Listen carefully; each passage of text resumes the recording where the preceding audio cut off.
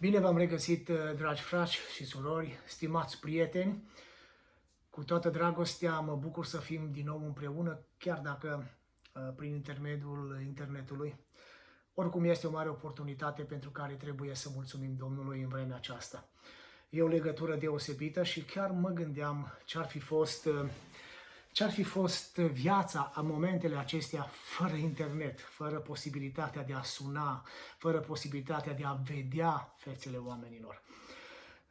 E o mare binecuvântare și pentru asta chiar vă provoc să mulțumim Domnului că, uite, s-a îngrijit de noi și din punctul acesta de vedere, dându-ne posibilitatea să avem conexii împreună prin intermediul internetului.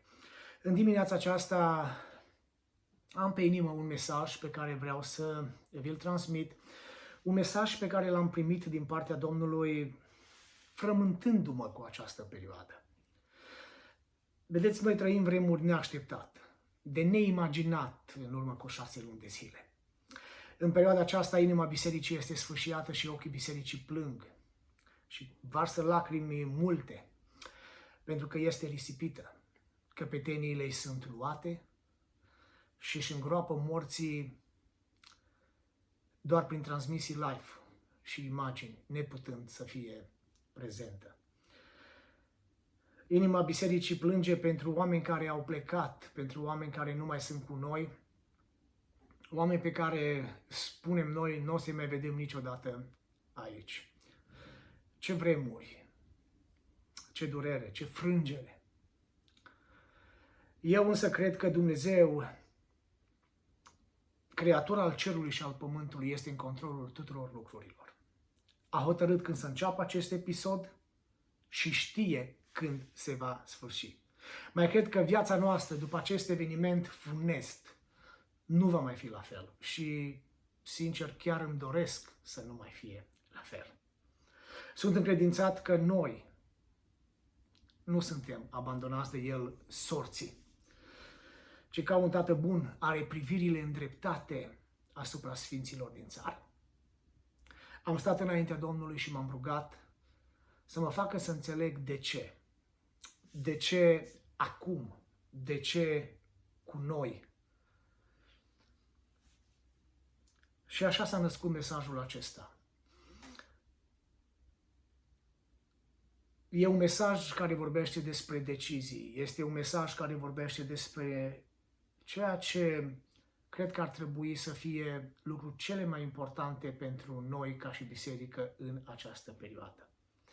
Vedeți, când vorbim despre viața unui om, de fapt ne referim la totalitatea deciziilor bune sau mai puțin bune pe care acea persoană le-a luat pe parcursul unui segment de timp, cuprins între ziua nașterii și ziua morții.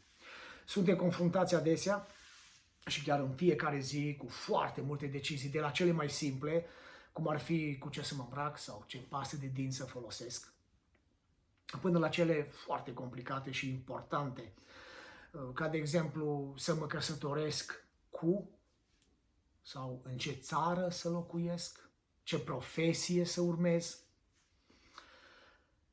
Acțiunile noastre poartă în ele greutatea și valoarea deciziei. Pentru că valoarea acțiunilor noastre este direct proporțională cu valoarea deciziei. De exemplu, dacă am hotărât să folosesc o pastă de dinți, să revin la exemplul anterior, și după 2-3 zile realizez că nu mi oferă rezultatul scontat, o schimb. Decizia de a o schimba și acțiunea în sine, pentru că decizia nu este una foarte importantă, nici acțiunea nu se lasă cu prea multe pagube. Eventual câțiva bani pe care i-am pierdut în investirea într-o pastă de dinți nefolositoare. Dar dacă vorbim aici despre căsătorie, de exemplu, este o decizie foarte importantă, cu mare greutate. O decizie de care atârnă toată viața unui om, toată direcția în viață a unui om.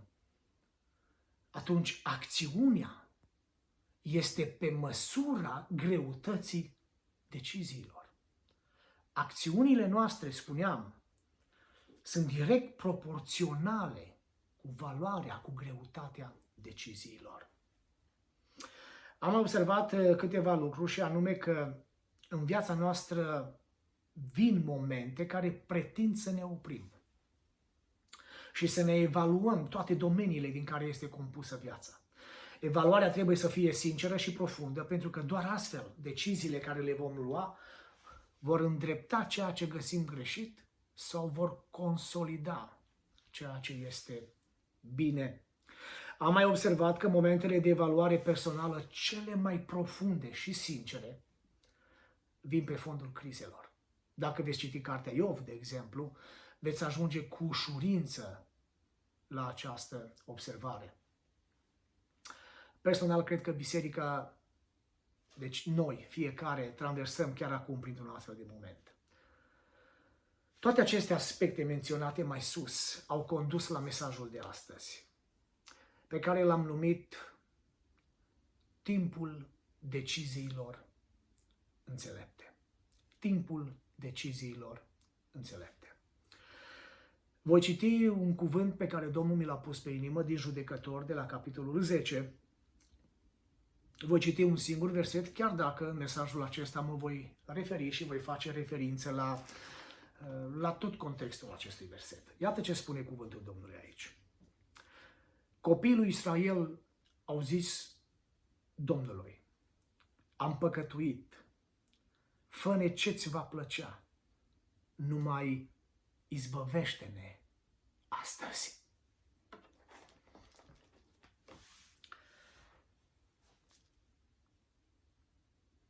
Timpul deciziilor înțelepte. Personal consider că deciziile marchează pentru totdeauna direcția în viața a unui om. Contextul sau a unei națiuni. Contextul acestui pasaj vine pe fondul faptului că Amon a cucerit Israelul, a subjugat Israelul. 18 ani, mâna acestei națiuni numite Amon stăpânea peste ei. Versetul 14 din capitolul acesta 10 ne spunea la un moment dat că era o vreme a strâmtorării voastre. Stăpânirea aceasta a devenit tot mai apăsătoare, tot mai dictatorială. Oamenii au început să ducă lipsă, oamenii au început să aibă probleme. Erau exact ca și într-o strânsoare, tot mai mare strânsoarea. Și este normal în astfel de situații, când simți că nu mai ai libertate, când vezi că nu mai ai lucrurile cu care ai fost obișnuit, când vezi că nu mai ai libertatea nici măcar de exprimare, libertatea nici măcar de mișcare, libertatea nici măcar de a lua decizii pentru tine. Vreau să merg acolo, vreau să vin de acolo. Este normal ca în astfel de momente să te oprești și să gândești de ce sunt aici și care sunt pașii următori. Prima decizie înțeleaptă, care personal consider că biserica trebuie să o ia în această perioadă, și implicit eu și cu dumneavoastră, este evaluarea situației. Revin la versetul acesta pe care îl citeam adineori. Versetul 9, de exemplu, le spune așa: fiii lui Amon au trecut Iordanul ca să se bată împotriva lui Iuda, împotriva lui Beniamin și împotriva casei lui Efraim. Și Israel era într-o mare strâmtorare. Chiar Dumnezeu vine și spune, versetul 14, amintit mai înainte: duceți-vă și chemați pe Dumnezeii pe care i-ați ales și ei să vă izbăvească în vremea strâmtorării voastre.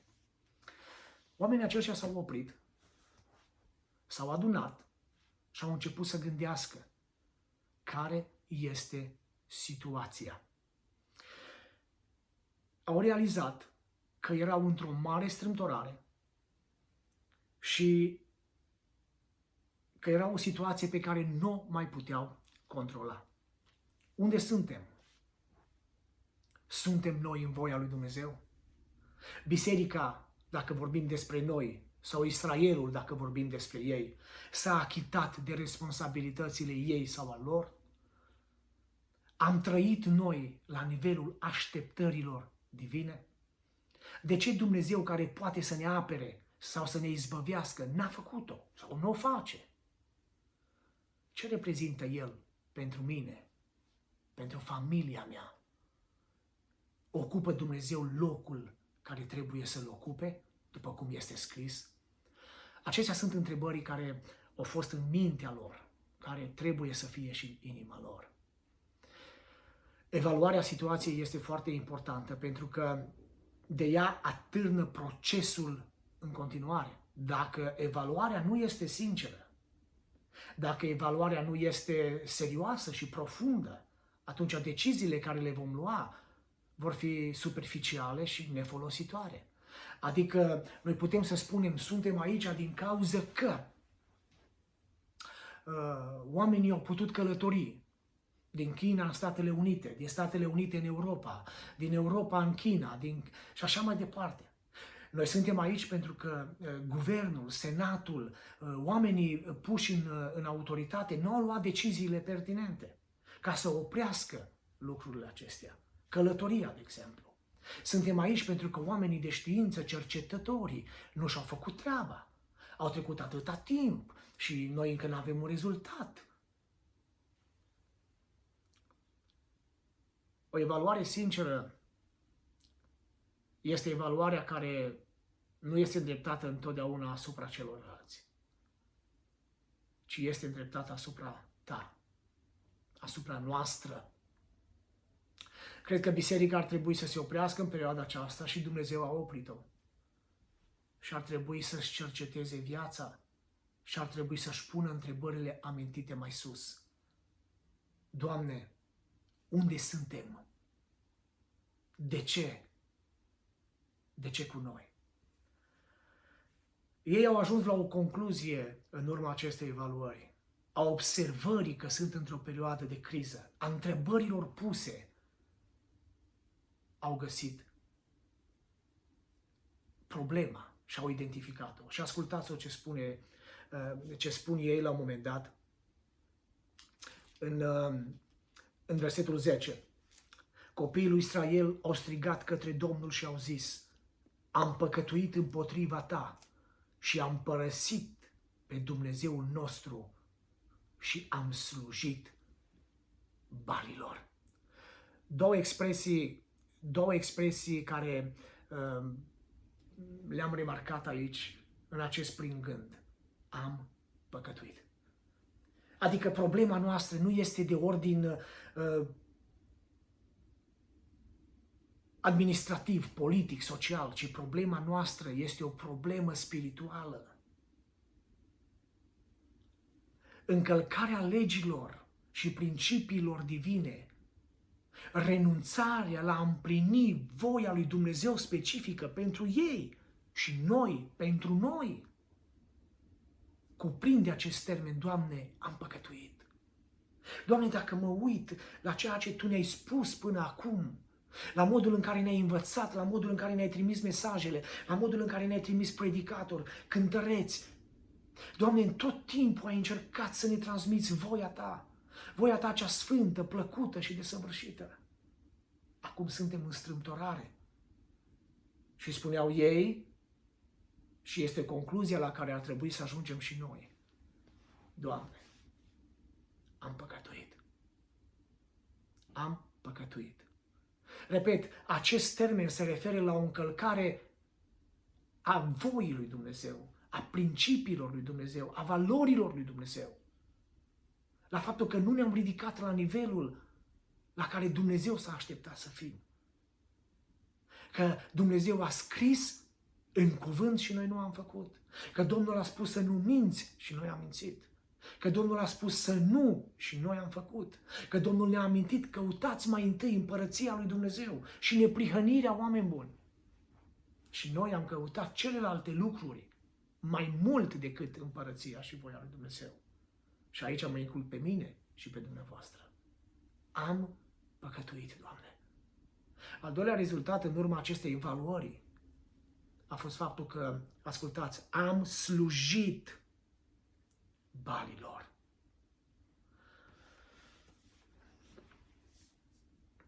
A sluji înseamnă intrarea într-o relație cu un nou stăpân.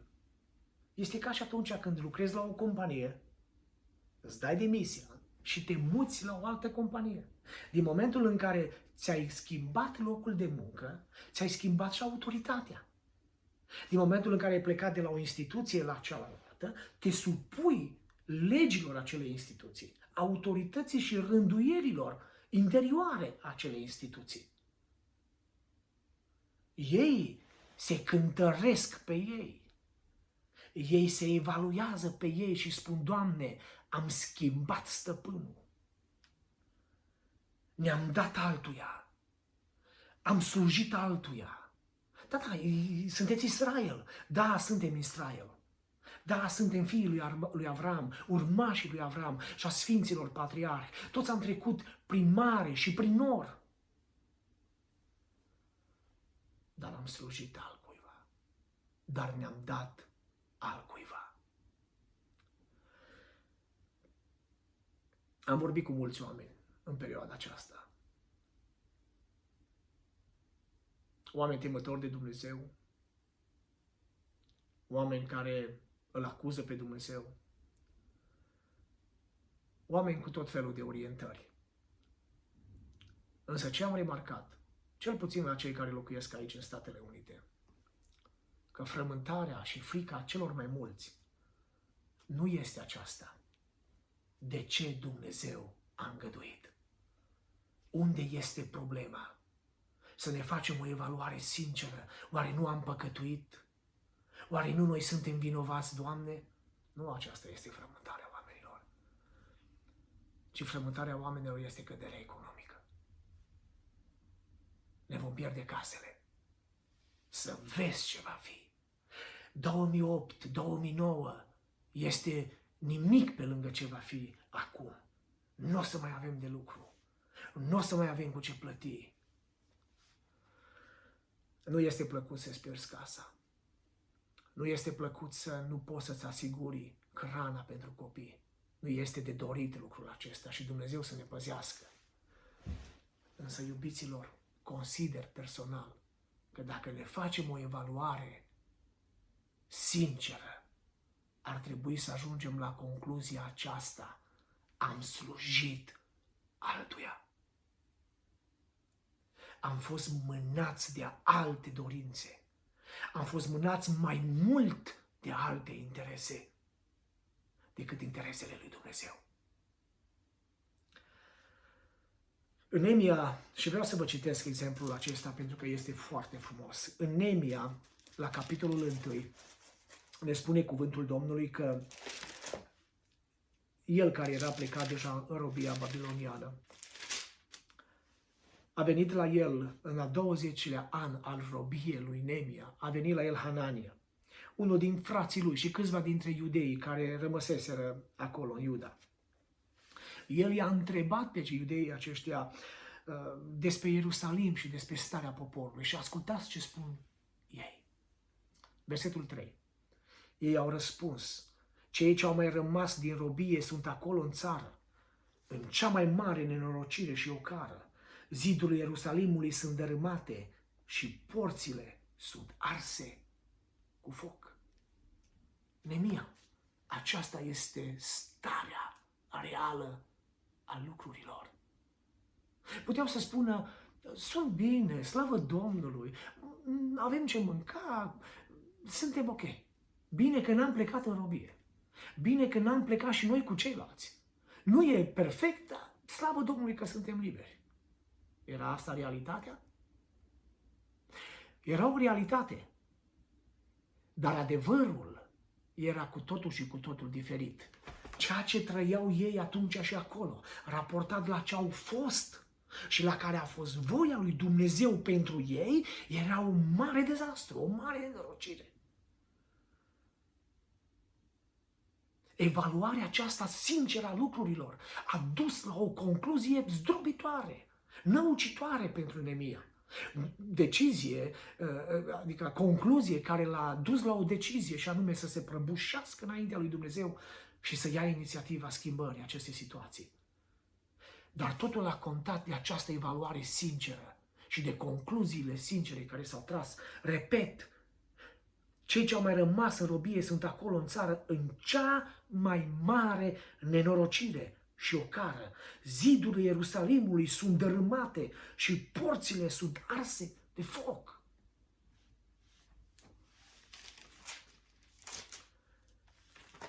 Un alt bărbat celebru din Scriptură, pilduitor pentru noi, este Daniel. Și, iubiții Domnului, vreau să vă citesc un alt cuvânt frumos din Daniel de la capitolul 9.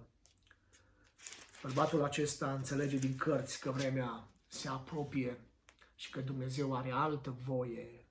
Dumnezeu avea alte planuri pentru poporul acesta. Nu să moară în robie, nu să-l piardă în robie, ci să-i dea un viitor și o nădejde. Și Daniel se așează, cercetează și în urma cercetării profunde ajunge la o concluzie. Ascultați ce spune versetul 5 și 8 din capitolul 9.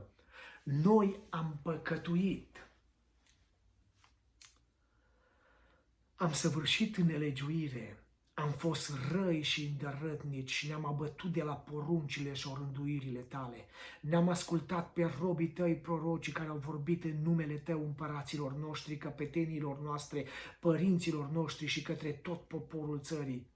Tu, Doamne, ești drept, iar nouă ni se cuvine să ni se umple fața de rușine, nouă, tuturor oamenilor lui Iuda, locuitorilor Ierusalimului și întregului Israel, fie ei aproape, fie ei departe, în toate țările în care i-ai izgonit, din pricina, ascultați, fără de legilor de care s-au făcut vinovați față de tine. Doamne, zice Daniel, nouă ni se cuvine să ni se umple fața de rușine, da, nouă împăraților noștri, căpetenilor noastre și părinților noștri, pentru că am păcătuit împotriva ta. Ascultați versetul 10. N-am ascultat glasul Domnului Dumnezeului nostru ca să urmăm legile Lui pe care ne le spusese înainte prin robii săi proroci. Și tot Israelul a călcat legea ta și s-a bătut astfel ca să n-asculte de glasul tău. De aceea ne-au și lovit blestemele și jurămintele scrise în legea lui Moise, robul lui Dumnezeu, pentru că am păcătuit împotriva lui Dumnezeu. Este dur. Este direct și nu lasă loc de interpretare. Probabil că unii au spus, Daniel, nu-i chiar așa. Probabil unii ar fi spus, Daniel, tu să nu uiți că noi suntem poporul Domnului. Daniel, tu să nu uiți că noi avem legea lui Dumnezeu, Domnul ne-a dat-o nouă. Cu niciun alt popor Domnul n-a făcut legământ, numai cu noi. Nu ne ocărî chiar așa. Însă istoria ne spune, istoria biblică, că Daniel a avut dreptate. Aceasta era o radiografie corectă făcută de bărbatul acesta. Vă provoc la o introspecție sinceră. Mesajul meu nu are ca și scop să te judece sau să te condamne. Dimpotrivă,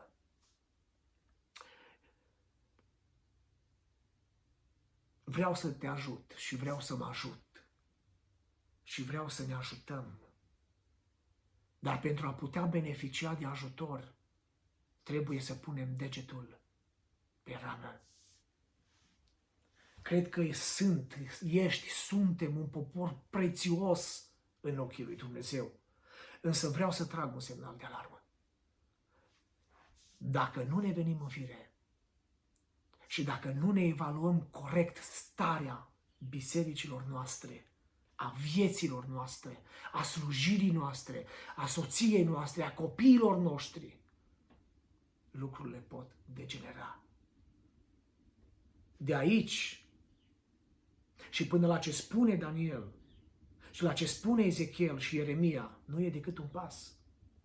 De la situația în care noi suntem în casă, cu mâncare, în frigider, cu bani în bancă, și până la a duce lipsă, nu e decât un pas.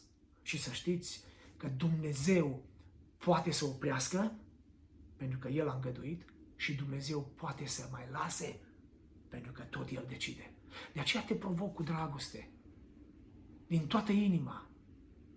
Haideți să ne oprim, să ne cercetăm sincer. Doamne, suntem noi vinovați de ce se întâmplă aici?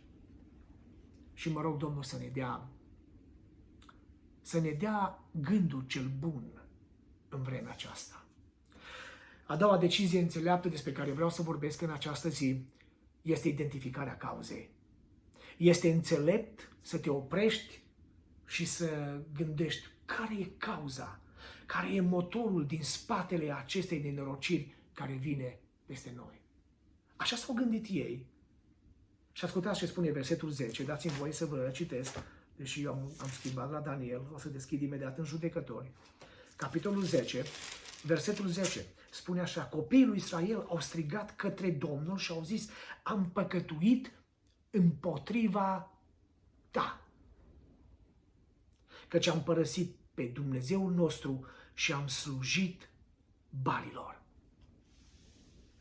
Dacă au făcut o evaluare sinceră, am păcătuit și am slujit balilor, a doua atitudine corectă înseamnă că Dumnezeu, sau a doilea gând corect, a doua observație corectă, a fost faptul că Dumnezeu, deci, este în spatele nenorocirii, a strâmtorării noastre. Doamne, suntem stăpâniți de Amon de 18 ani. Mâna lui apasă asupra noastră, asupra soțiilor noastre, a copiilor noștri, suntem la discreția lui. Ne ia roadele, ne ia recoltele, suntem la bunul lui plac, mâncăm când vrea el, dormim când vrea el, profită de femeile noastre, profită de fetele noastre. Puteau să spună de vină este ministrul apărării, de vină este armata, pentru că n-au fost în stare să ne apere și plătim pentru asta. Însă, dragilor, au ajuns la concluzia oamenii ei de atunci, oameni simpli, că problema nu este una nici politică și nici socială, nici administrativă și nici managerială, ci problema este una spirituală. Am păcătuit împotriva ta. Că personajul, dacă pot să-l numesc așa, din spatele acestui episod funest, este Dumnezeu, care împinge lucrurile, care gestionează lucrurile, care controlează lucrurile și care a permis ca Amon să intre și să stăpânească, pentru că Dumnezeu vroia să le dea o lecție. A doua atitudine înțeleaptă în vremea aceasta este identificarea cauzei din spatele acestei pandemii. Cauza este Dumnezeu. Personal, cred cauza este Dumnezeu. Oh, nu, Dumnezeu nu transmite moarte, dar Dumnezeu poate îngădui. Și cred că aici este la mijloc degetul lui Dumnezeu care a îngăduit pentru noi. Ascultați, dacă ne întoarcem tot în Daniel, și permiteți-mi să mă întorc la versetul acela, Daniel în capitolul 9, am să recitesc altă parte din acest capitol foarte frumos pe care vă provoc să-l citiți și dumneavoastră acasă. De data aceasta, versetul 12, spune cuvântul Domnului așa: Dumnezeu a împlinit astfel cuvintele pe care le rostise împotriva noastră și împotriva căpetenilor noastre, care ne-au cârmuit, și a adus peste noi o mare nenorocire, așa cum niciodată și nicăieri sub soare, sub cer, nu s-a mai întâmplat o nenorocire ca aceea care a venit acum asupra Ierusalimului. După cum este scris în legea lui Moise, toată nenorocirea aceasta a venit peste noi și noi n-am rugat pe Domnul Dumnezeul nostru, nu ne-am întors de la nelegiurile noastre și n-am luat aminte la adevărul Său. De aceea și Domnul a îngrijit ca nenorocirea aceasta să vină peste noi, căci Domnul Dumnezeul nostru este drept în toate lucrurile pe care le-a făcut, dar noi n-am ascultat glasul Lui. Vreau să subliniez câteva cuvinte aici și te rog să fii foarte atent. Dumnezeu a împlinit astfel cuvintele. Pentru că Dumnezeu este credincios și drept. El ce spune se duce la îndeplinire. Spune cuvântul Domnului că Dumnezeu a adus peste noi, versetul 12, a adus peste noi, El, Dumnezeu a adus peste noi o astfel de nenorocire. Nenorocirea aceasta a venit peste noi și noi n-am rugat pe Dumnezeu. Dumnezeu a adus nenorocirea aceasta. Versetul 14. De aceea și Domnul a îngrijit ca nenorocirea aceasta să vină peste noi. Adică asta înseamnă că Dumnezeu a fost atent, Dumnezeu a vegheat, s-a îngrijit, s-a ocupat îndeaproape ca nenorocirea să intre peste ei, plecarea în robie, că despre asta era vorba. Înțelegi? Înțelegi că Dumnezeu poate să îngăduie și nenorocirea.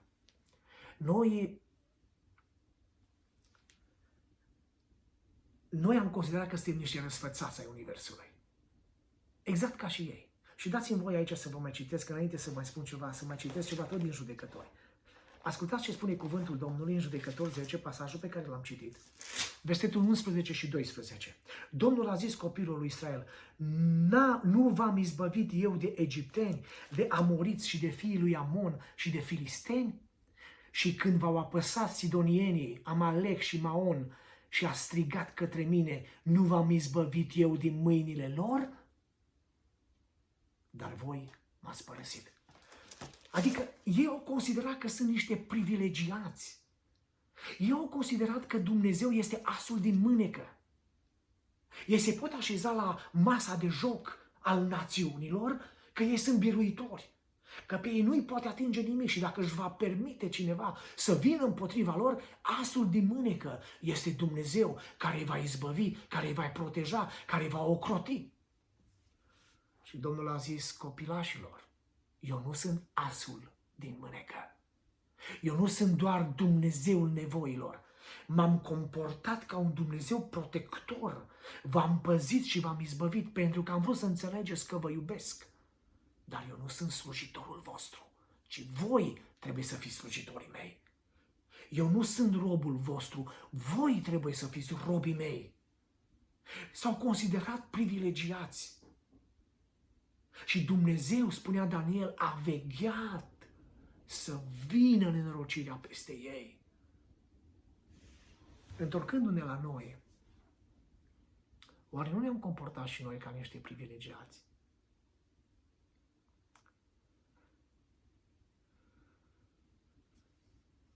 Oare am crezut că dacă avem biserici, păstori, predicatori, dacă ne numim biserică, dacă am avut naștere din nou, umplere cu Duhul Sfânt, de noi nu se poate atinge nimic. Știți ce cred eu că am uitat, dragilor?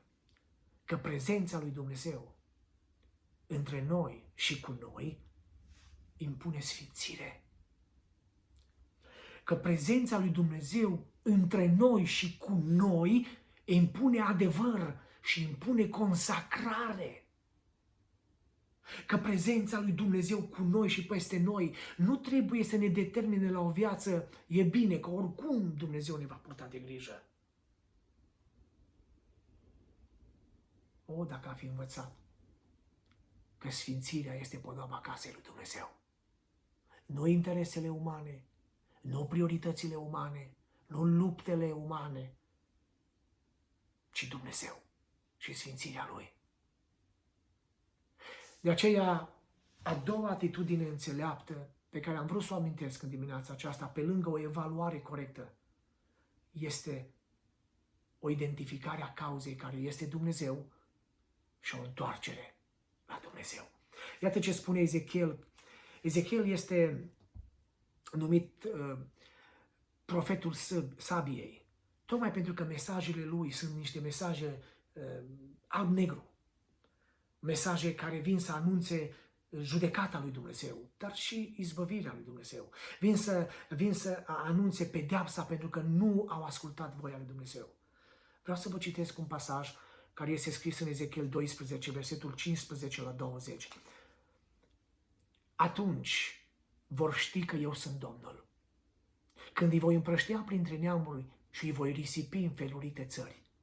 Dar voi lăsa din ei vreo câțiva oameni care vor scăpa de sabie, de foamete și de ciumă, ca să istorisească toate râciunile lor printre neamurile la care vor merge și să știe căci eu sunt Domnul. Cuvântul Domnului mi-a vorbit astfel: Fiul omului, îți vei mânca pâinea tremurând, îți vei bea apa cu neliniște și groază. Spune poporului din țară: așa vorbește Domnul Dumnezeu despre locuitorii Ierusalimului din țara lui Israel. Ei își vor mânca pâinea cu neliniște, își vor bea apa cu groază, că țara le va fi jefuită de tot ce are din pricina silniciei tuturor celor ce o locuiesc. Cetățile pline cu popor vor fi nimicite și țara va fi pustită, ca să știți căci eu sunt Domnul. Este acesta Dumnezeu nostru? Este acesta Dumnezeul pe care îl predică oamenii? Este acesta Dumnezeu pe care oamenii îl promovează și bisericile îl promovează? Sau ne limităm la un Dumnezeu al dragostei, a harului, un Dumnezeu protector, un Dumnezeu care ne dă în viitor și o nădejde, uitând că Domnul este stăpân, că Domnul este suveran și că Dumnezeu are, dați-mi voie să spun termenul acesta, pretenții de la noi. Tocmai pentru că ne-a protejat, tocmai pentru că ne-a ocrotit, tocmai pentru că ne-a dat har și binecuvântare. Expresiile din pasajul din Ezechiel sunt deosebite. De fiecare dată când Domnul anunță molimă, ciumă și foamete, Domnul spune așa: ca să știe, eu sunt Domnul. Eu sunt Domnul Dumnezeu. Eu stăpânesc. Ei sunt ai mei. Și nu este invers. Iubiților, vă provoc în vremea aceasta în care stăm în case, în care libertatea ne este limitată, în care copiii ne sunt afectați, în care familiile ne sunt afectate, unii din biserică au plecat la Domnul, în care căpetenile ne sunt luate, să ne amintim că Domnul este adevăratul Dumnezeu, că Cel care este în spatele, cauza din spatele binecuvântării noastre este Dumnezeu. Dar cauza din spatele încercărilor noastre este tot Dumnezeu.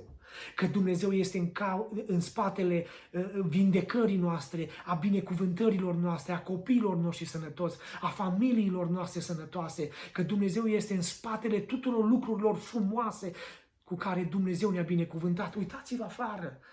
A venit primăvara, înfloresc copacii, iarba prinde contur, florile înfloresc. Dumnezeu ne încălzește cu soarele Lui, avem harul să ne bucurăm la căldura Lui și Dumnezeu e cauza din spatele tuturor acelor lucruri. Dar dacă ne întoarcem privirea în partea cealaltă, suferința națiunilor, moartea națiunilor, să știți că în spatele lor este tot Dumnezeu.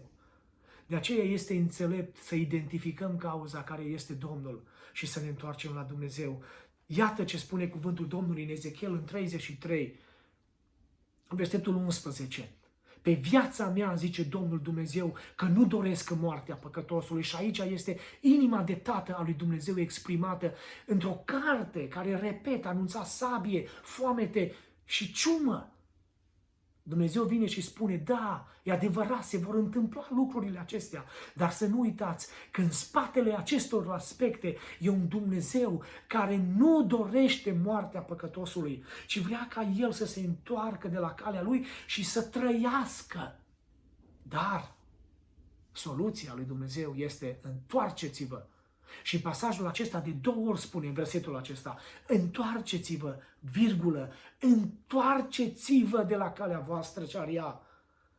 Pentru ce vreți voi să muriți, casă a lui Israel? Vă provoc, iubiții Domnului, să prindem gândul acesta din inima lui Dumnezeu. Haideți să nu căutăm vină la toți. Haideți să ne uităm la noi, să ne evaluăm viața. Haideți să încercăm să ne întoarcem la Dumnezeu, care este Dumnezeu, care este stăpân și suveran, atât peste viață, cât și peste moarte. Pentru că inima lui de tată nu vrea moartea păcătosului, ci vrea ca el să se întoarcă. O ultimă atitudine înțeleaptă pe care vreau să vă transmit în dimineața aceasta, tot din pasajul din Judecători 10, este asumarea responsabilității. Este foarte înțelept și este o dovadă de maturitate, este o dovadă de responsabilitate să-ți asumi vina. Trăim într-o vreme în care îmi pare rău, se spune foarte ușor și este considerat că dacă ai spus am sorry sau dacă ai spus îmi pare rău, lucrurile s-au rezolvat. Este foarte important să-ți ceri iertare atunci când ai greșit. Însă vreau să înțelegem că o atitudine corectă, înțeleaptă, este să ne asumăm și să facem ceva. Vreau doar să vă amintesc ce au făcut ei, asumându-și vina pentru situația de strâmtorare care era în țară. Ne spunea cuvântul Domnului în versetul 16, tot din Judecători 10. Ascultați. Au scos Dumnezeii străini din mijlocul lor și au slujit Domnului. El s-a îndurat de suferințele lui Israel. Slăvit să fie Domnul! Asumarea responsabilității este cuprinsă aici în două aspecte. Și vreau doar să vi le amintesc. Reașezarea normalului la locul lui face parte din asumarea responsabilității. Așezarea normalului la locul lui. Și spunea cuvântul Domnului, au scos afară Dumnezei. În poporul Domnului nu avea ce căuta Dumnezeul străin. Nu era normal ca poporul izbăvit de Dumnezeu cu braț puternic din Egipt, care avea de partea lui promisiunile divine de la Dumnezeu, care avea de partea lui făgăduințele, poporul care a primit legea, preoția, templul, prorocii, cartea legii, să aibă în mijlocul ei Dumnezei străini. Nu era normal. De aceea asumarea responsabilității impunea așezarea normalului la locul lui. Și asta implica scoaterea afară Dumnezeilor străini și întoarcerea sub autoritatea lui Dumnezeu. Spunea versetul 16, au slujit Domnului. Scoaterea afară și acceptarea suveranității lui Dumnezeu să slujești Domnului. Însă vreau să fac o specificație aici. A sluji Domnului nu înseamnă a sluji cum îți place ție sau mie. Nu înseamnă a sluji după cum cred eu. Și aceasta era problema până nu de mult, că acum nu mai este. A unora, nu m-am simțit bine la adunare. Sau m-am simțit bine la adunare. Sau merg la biserica, la adunarea, la gruparea respectivă, pentru că acolo mă simt bine. Vreau să vă spun în această zi, slujirea lui Dumnezeu nu este după cum ne place și după cum ne simțim noi bine. A sluji lui Dumnezeu înseamnă să accepți voia lui Dumnezeu așa cum este, că îți place sau că nu-ți place. Că Dumnezeu te lasă să slujești în Israel sau te trimite la Ninive. Că Dumnezeu te lasă să fii un tânăr important în Israel sau te ia și te duce în Babilon ca pe Daniel. Că te lasă Dumnezeu în casa părinților tăi să slujești sau te ia și te trimite rob în Egipt ca pe Iosif. Tu trebuie să accepți voia lui Dumnezeu și să slujești. Credeți că lor le-a plăcut? Doar celor care i-am amintit aici. S-au simțit bine? Le-a plăcut? Ce e plăcut să fii rob? Ce e plăcut în a fi slugă? Ce e plăcut în a fi supus oamenilor? Nu e nimic plăcut. Ce e plăcut în a te lua din casa ta, din casa părinților tăi și a te duce într-o altă țară, a schimba numele și hrana și viața? Nu e nimic plăcut. Dar Daniel, Iosif au înțeles că Dumnezeu trebuie slujit. Așezarea normalului la locul lui Înseamnă scoaterea afară a lucrurilor care nu sunt după voia lui Dumnezeu și slujirea Dumnezeului Creator al cerului și a pământului. Al doilea lucru în asumarea acestei responsabilități este în asumarea statutului. Asumarea statutului. Ascultați, au scos Dumnezeii străini din mijlocul lor și au slujit Domnului. El s-a îndurat de suferințele lui Israel.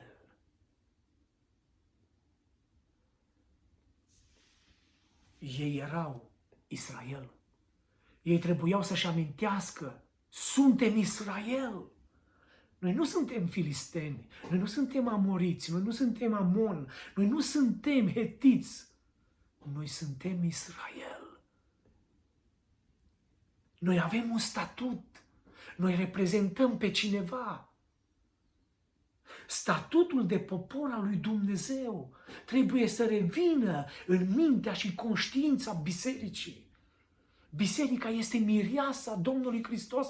Ea nu poate fi oricum. Ea este mireasă. Biserica este logodnica mirelui. Nu poate trăi oricum. Ea trebuie să se comporte ca atare.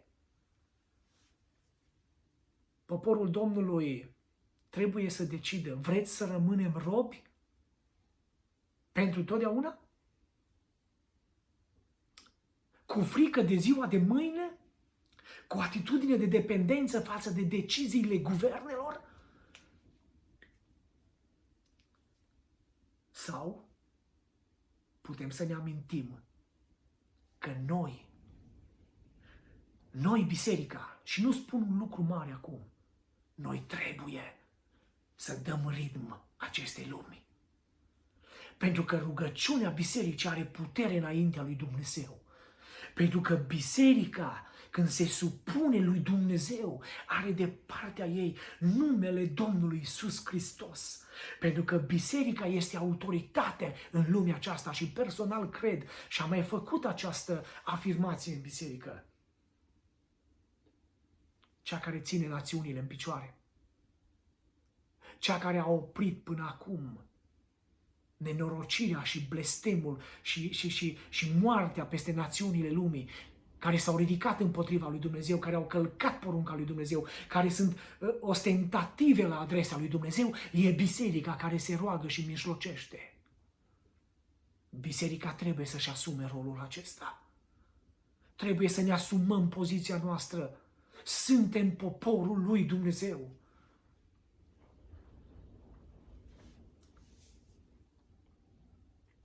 Vreau să închei. Vă las cu gândurile acestea. Trăim vremuri în care se impun anumite decizii. Pe inima mea au fost acestea trei. Cea mai înțeleaptă decizie este să ne evaluăm corect viața. Să tragem concluziile corecte. Apoi, o altă decizie asemenea ei înțeleaptă este să identificăm cauza în spatele problemelor noastre. Și trebuie să înțelegem, fie că e binecuvântare și fie că e necaz, Dumnezeu e Cel ce gestionează toate lucrurile. Atitudinea corectă este să ne întoarcem la El. Să ne întoarcem la El, frați și surori. Așa după cum Dumnezeu vrea și dorește de la noi. Iar a treia, la fel ca celelalte două, este asumarea acestei poziții normale de popor al Domnului. Să ne asumăm responsabilitatea. Am greșit? Nu am făcut ce trebuia să facem? Nu ne-am achitat de rolul și de poziția noastră? Nu ne putem permite să spunem doar I'm sorry. Și trebuie să facem ceva. Haideți să învățăm de la ei. Au așezat normalul la locul lui, scoțând afară Dumnezeii străini și dedicându-se lui Dumnezeu. Și doi, și-au asumat poziția de popor al lui Dumnezeu. S-au ridicat, au trăit cu demnitate, au trăit sub voia lui Dumnezeu. Cel puțin o perioadă. Ei, pe noi, Dumnezeu să ne ajute să nu mai facem pași înapoi. Cred din toată inima că din această situație dificilă și grea pentru noi, biserica se poate ridica mai puternică. Biserica se poate ridica mai unită. Biserica se poate ridica cu strategii noi. Biserica se poate ridica mai îndrăgostită de Dumnezeu. Dar pentru aceasta trebuie să ne asumăm responsabilitatea. Vă las cu har, cu pace, cu binecuvântări de la Dumnezeu. Rugați-vă, apropiați-vă de Dumnezeu cu post, cu rugăciune, pentru că noi putem ieși biruitori în numele lui Dumnezeu. Fiți binecuvântați de Domnul care a făcut cerurile și pământul. Amin.